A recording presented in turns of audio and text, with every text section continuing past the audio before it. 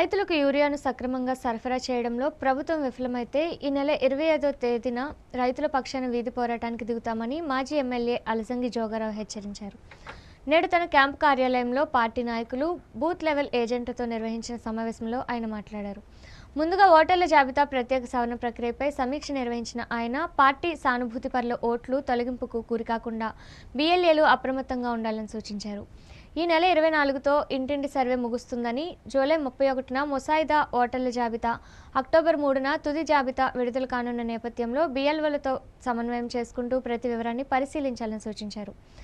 ఏఎస్డీడీ జాబితాలో పెండింగ్ అంశాలను పూర్తిగా పరిశీలించిన తర్వాతే సమావేశాలు మినిట్స్పై సంతకాలు చేయాలని తెలిపారు.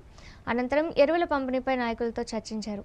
ఓటీపీ విధానం కారణంగా సెల్ ఫోన్లు లేని రైతులు ఇబ్బందులు పడుతున్నారని, సాగు విస్తీర్ణంతో సంబంధం లేకుండా ఒక్క బస్తా యూరియా మాత్రమే ఇస్తున్నారని నాయకులు ఆయన దృష్టికి తీసుకొచ్చారు. దీనిపై స్పందించిన జోగారావు, రైతులకు యూరియా సక్రమంగా పంపిణీ చేయకపోతే ఈ నెల 25న రైతుల పక్షాన వీధి పోరాటం చేపడతామని హెచ్చరించారు.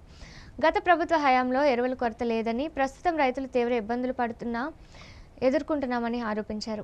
ఈ సమావేశంలో ఎంపీపీలు, జడ్పీటీసీ సభ్యులు, పార్టీ మండల, పట్టణ అధ్యక్షులు, బూత్ లెవెల్ ఏజెంట్లు తదితరులు పాల్గొన్నారు.